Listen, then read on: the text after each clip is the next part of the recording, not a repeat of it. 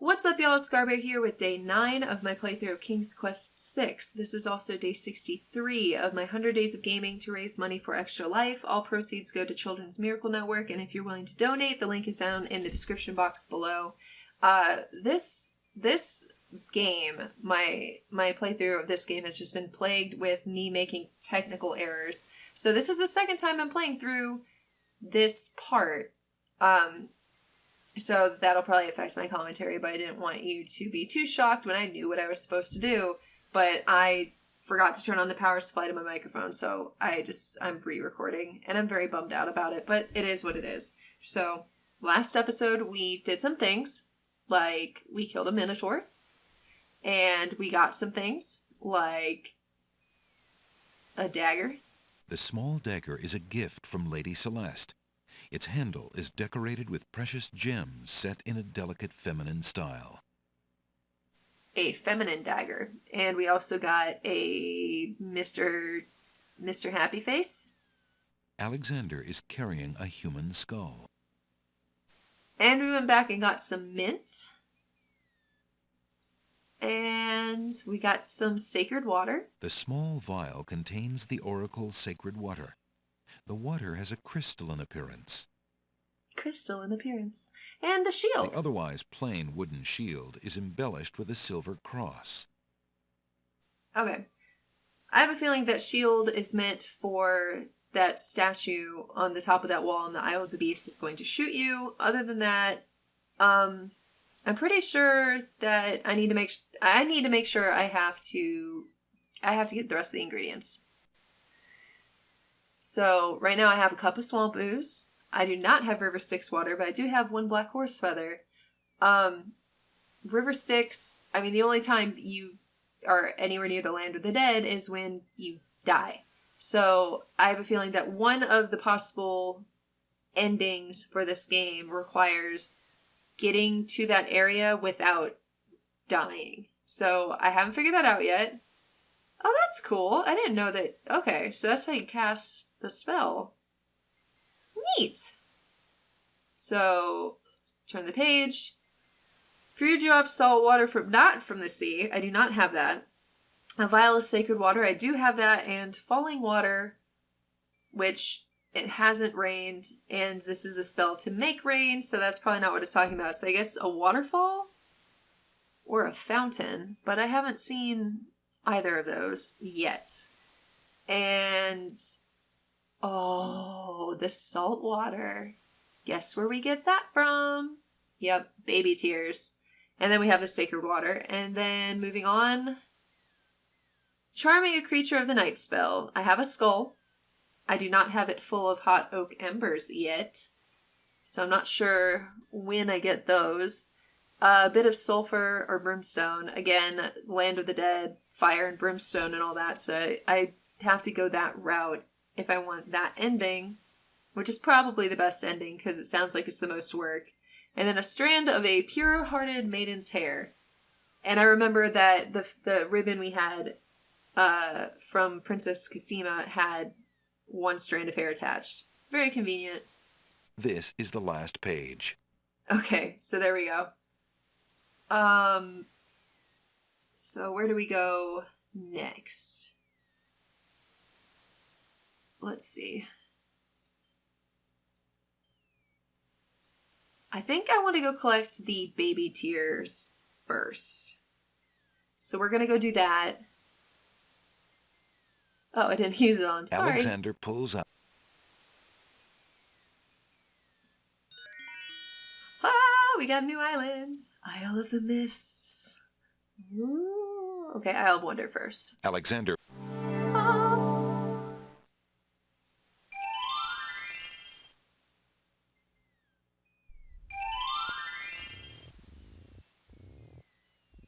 Alright. Walkie, walkie, walkie. Let's go. I still have the bottle of milk, so I should be okay in that regard.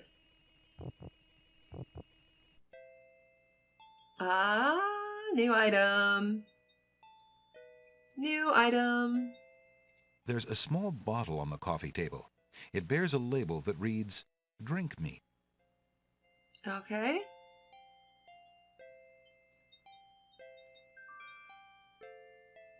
Alexander picks up the bottle. I don't know when I'm supposed to use that, but I'm hoping that I get some sort of a cue that says, hey, basically use it right now. The game's pretty good about that. Alexander gives one of the baby's tears a bottle of milk. The other baby's tears seem to resent Alexander's gift for some reason. Okay. So I figured out that this is the only container I have, but it works. Alexander collects some of the baby's tears in the old hunter's lamp. Okay, and then we put the sacred water in the hunter's lamp as well. Alexander pours the contents of the oracle's vial into the hunter's lamp with the baby's tears. The vial, now empty of its sacred fluid, disintegrates. Okay, so we need something to trade with the White Queen so that she is a comparable present to the Red Queen. So as you can imagine, it's probably just a lump of coal. And you would be right. So we haven't found a lump of coal yet. So Alexander pulls out his magic map.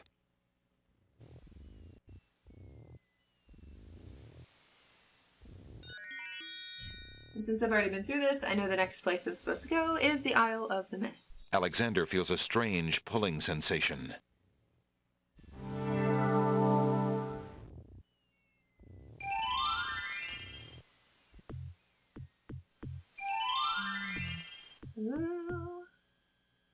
From the northeast come the sounds of mysterious drums and chanting. Okay, I'm gonna save. Save.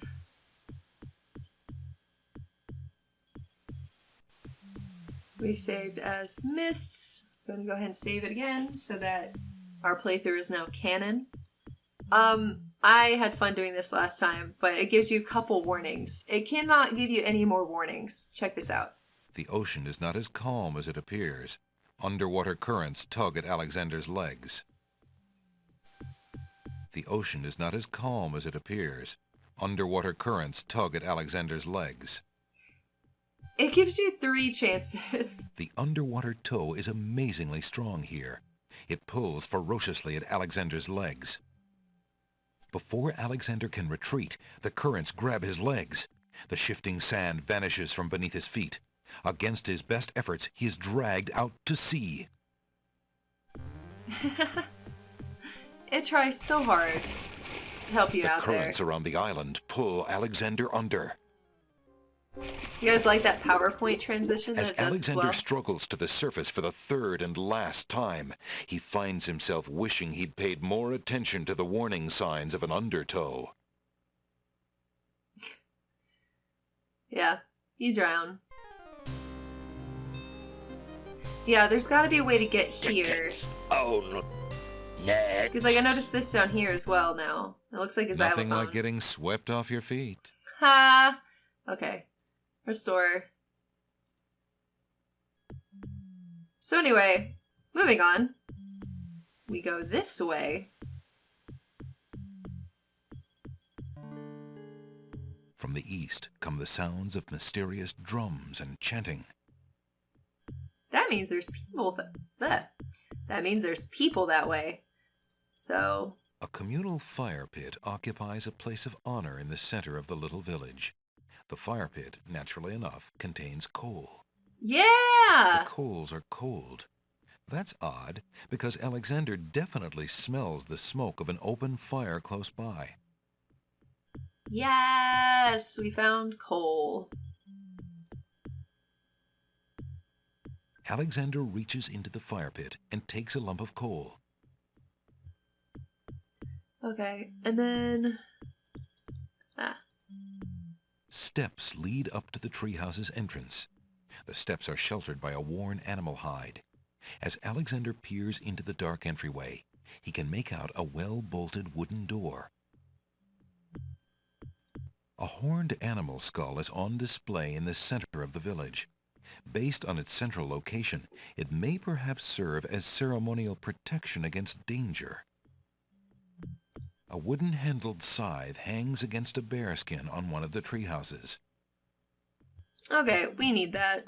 From the east come the sounds of mysterious drums and chanting.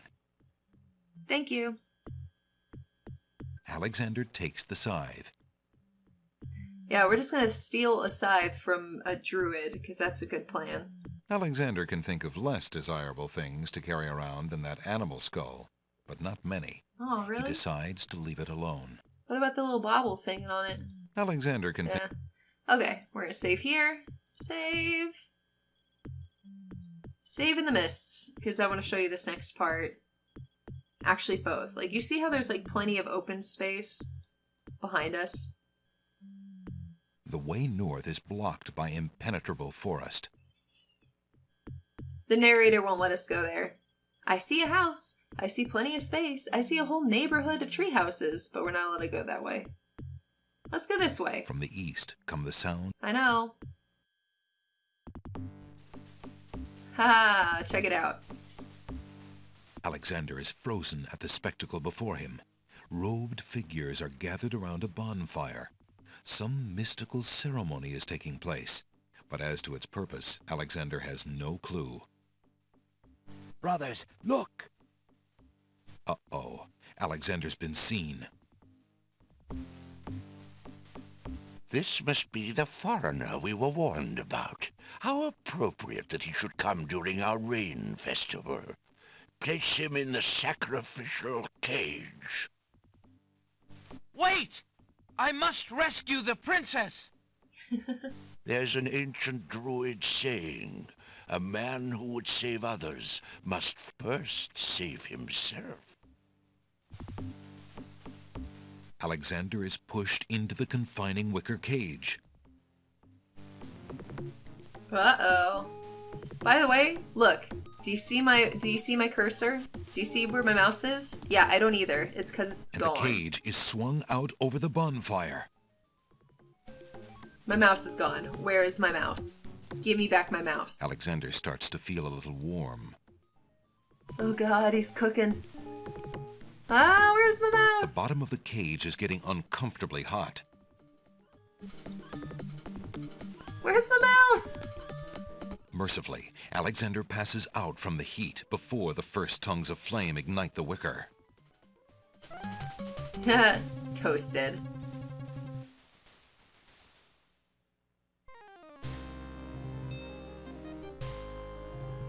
Tickets. Oh. Next. That was a bit too hot to handle. Alexander should have been better prepared. Yeah. So you notice they said that was their rain ritual?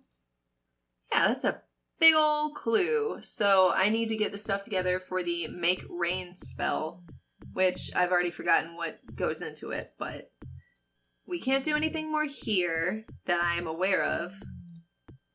So we are gonna leave. From the northeast, Nope, I know. I'm leaving. Alexander pulls out Leaving. his magic map. I'm leaving. I'm leaving. And now we're gonna go to... I have the piece of coal, but you know what? Screw it. We're gonna go to the Isle of the Beast. Alexander feels a strange pulling sensation. Because the wisdom of second playthrough is that I could probably go to the Isle of Wonder and it'd be a little bit more efficient, but I'm gonna try to stick to the path I've already followed. Because I feel like that's a bit more honest with you, my viewers. I'm trying to be good about this since I've already messed up once. Alrighty, let's go. I talked to him afterwards, but can I talk to him now? Look here, Archer. Do you mind if I pass? The archer retains his stony silence. Yeah, I'd say he still minds. So, shield up. Alexander decides to pass through the gate, preparing the shield just in case.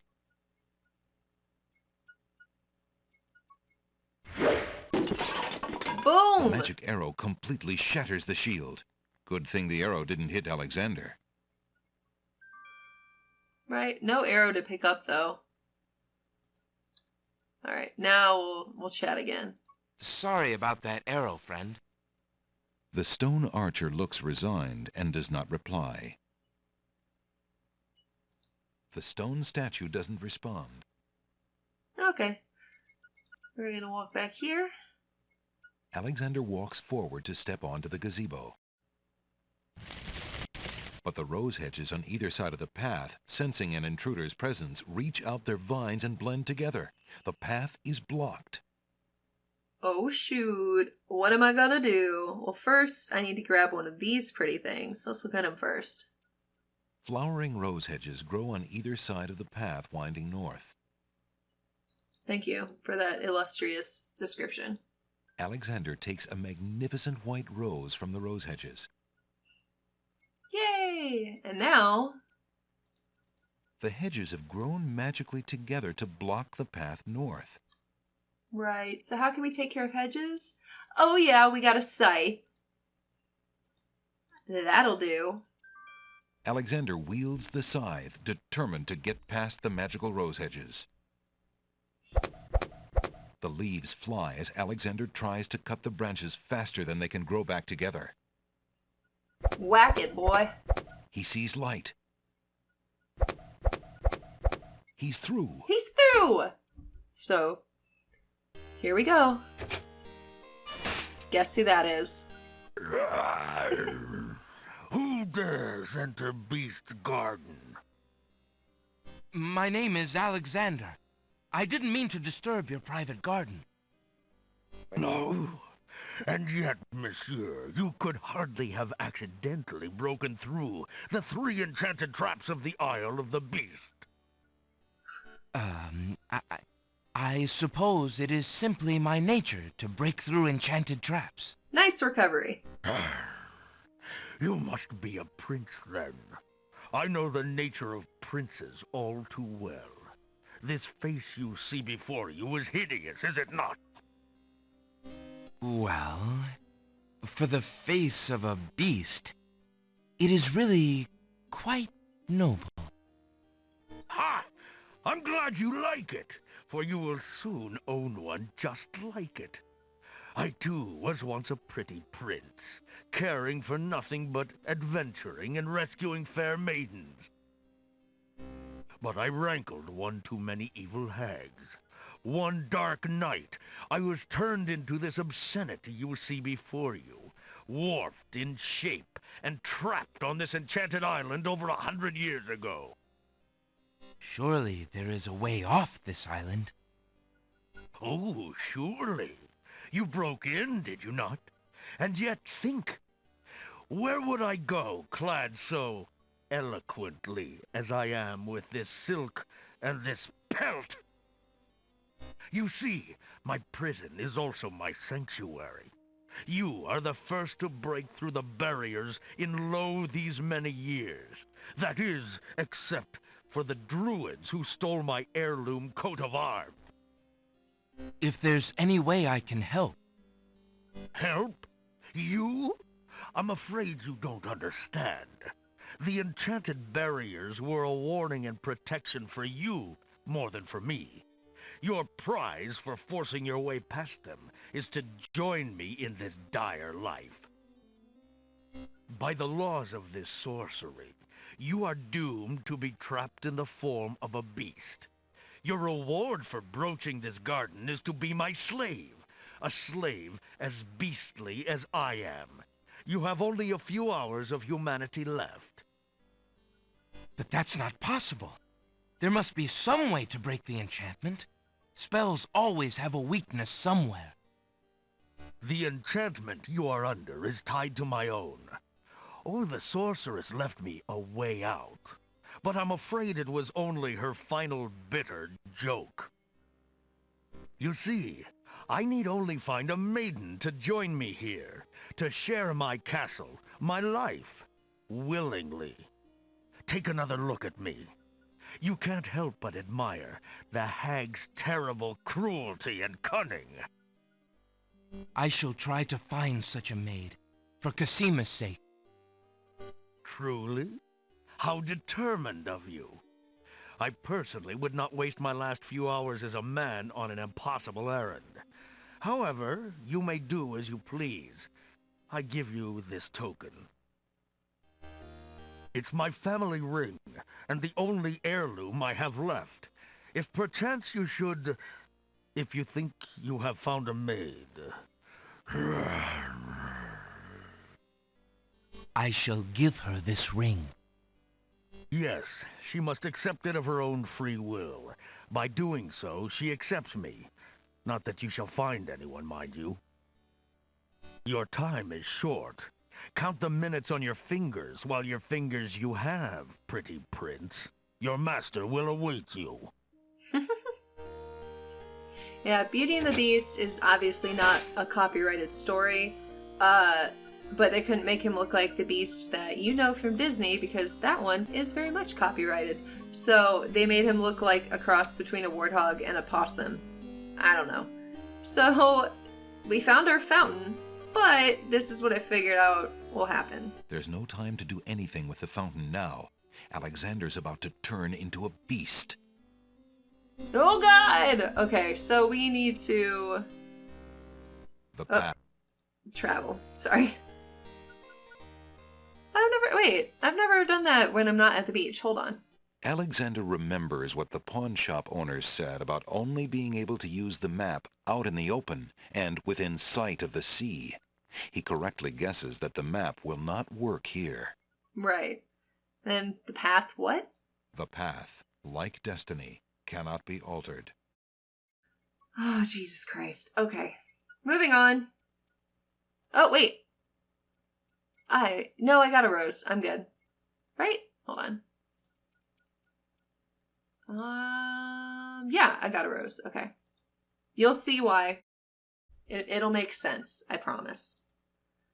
I love that little dance he does. Okay. Moving on. Alexander pulls out his magic map. Magic Smap. Now we go to the Isle of the Crown. Alexander feels... Because the only fair maiden that seems to be eligible at the moment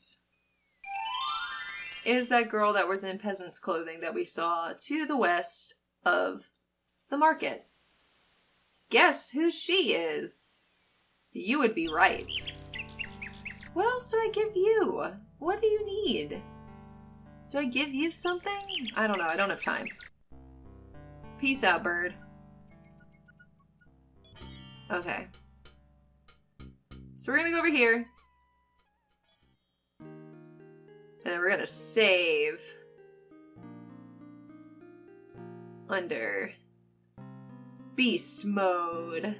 Save. And dude, you deserve this. We're gonna wait. We're gonna wait, and you're gonna turn into a beast because you guys need to see this. It's awesome. BRB, go in beast mode. A few hours later.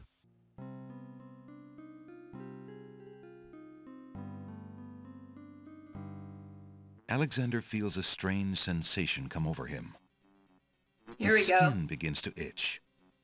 Here we go. His head throbs.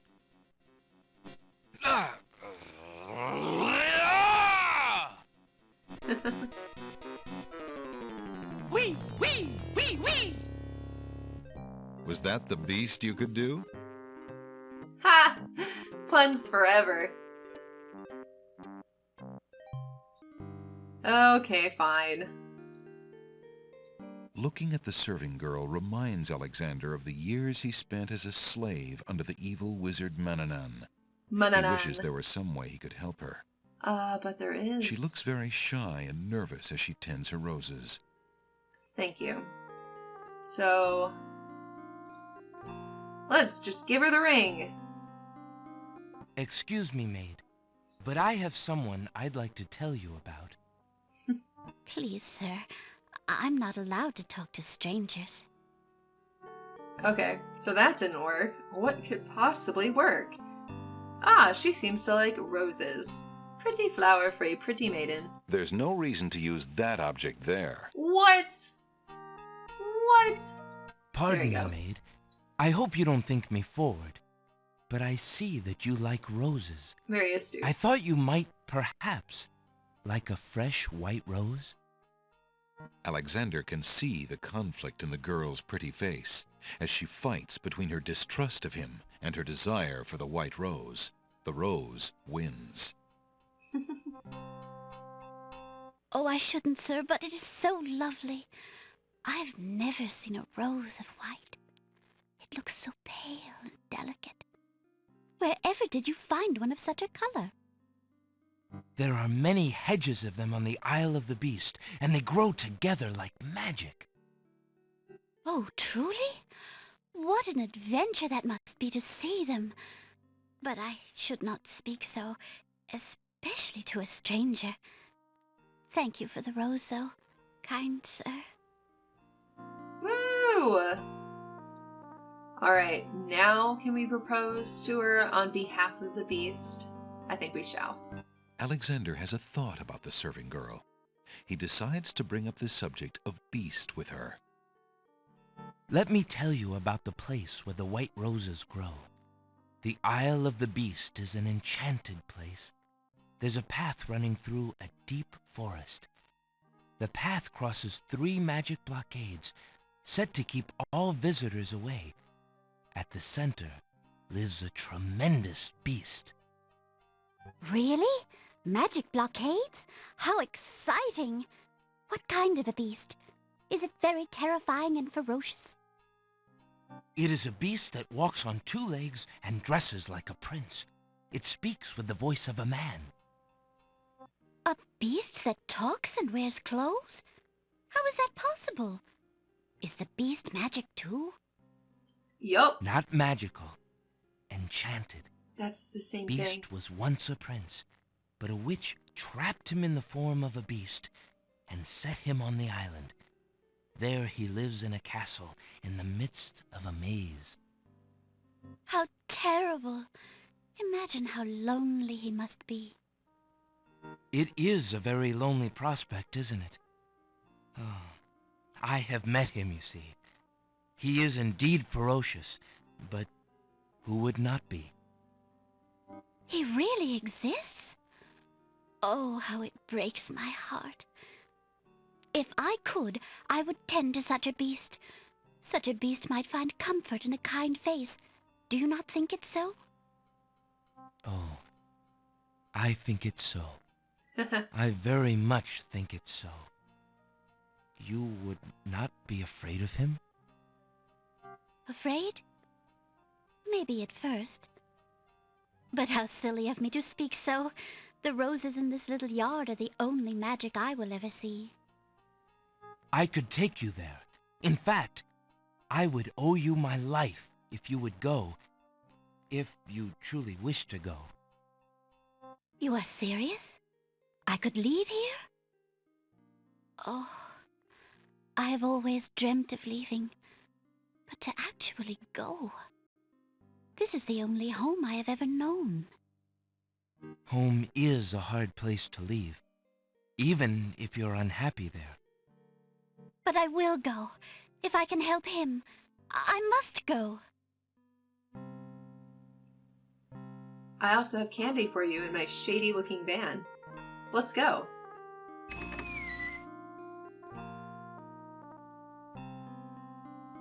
Is there nothing you wish to take with you? There is nothing. Aw, it's so Then sad. take this ring. It is his. He will be pleased if you would wear it. Why, it's the most beautiful thing I have ever seen. Thank you kindly, sir. Beauty! Where do you think you're going? Ha! To a place where roses grow, and to someone who truly needs me. Alright, that sounds crazy. How did we get here? I see you wear my ring. You willingly agreed to spend your life here with me? Do you know what that means? Yes, my lord, I do. I have been touched by your story. Pity alone need not sentence you to endure this face. Oh, but it is a gentle face, and kind. You look at me so sweetly and are not repulsed. Oh, by the light of your eyes, my spirit soars. Ta-da! The enchantment! It is broken! Nice hair. I am pleased to have served you, my lord. Do you still wish me to stay? What? Speak not such nonsense, Beauty. Do you think that I learned nothing of true love during my time here? You are my queen. Oh, goodness. Oh, my clothes! This gown! How well it suits your noble heart. I see you, Genie. Alexander, how can I ever repay you? I have nothing to offer except my gratitude. But please, take these old clothes. Perhaps you'll find someone in need during your travels. You have already repaid me by your example of courage, Beauty. And by your friendship, I hope. You will always have our friendship and loyalty, Prince Alexander. But from a fellow adventurer, take some advice. If you find your true love, protect her with your life. We're all beasts without the redeeming humanity of love. And to aid you, accept my mirror. Now that my life is no longer hung in false shadows, I have no need for it. Give it to someone with nothing to fear from the truth it reveals. He's so wise. Thank you. I wish you both well. Come, Beauty. Let me take you home. Yay! They're gonna get married. It's gonna take them like 14 hours to get to the castle through that maze. I see you, Genie. You can leave now. Thanks. Alright. I did a thing! Now we can do this. Alexander fills the hunter's lamp to the brim with the fountain water. Yes. So we got this. Beast's mirror consists of a piece of glass set into a decorative frame. The glass is unusually clear, and the image particularly true. I don't know how you would know that, but whatever.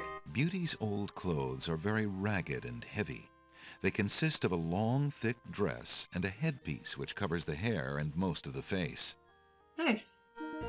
Okay. So I think this is where I left off. I got the fountain water. Oh, I need to grab... I don't need... Alexander There you takes go. a magnificent white rose from the rose hedges. I'm not sure if I need another one, but it's never a bad idea to get one.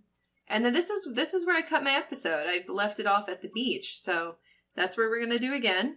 Is just park it on the beach. I love that dance. All right, so yeah. Other than that, I think we're done. So I will pick this back up tomorrow. Thank you so much for watching. I really appreciate it. Comments are always welcome in the comment section below. If you can, please consider donating to Extra Life. I would really appreciate it, and so would the children that benefit from Children's Miracle Network. Hit that like button if you like this video, and I hope to see you back for my next one. Thanks, guys. Bye!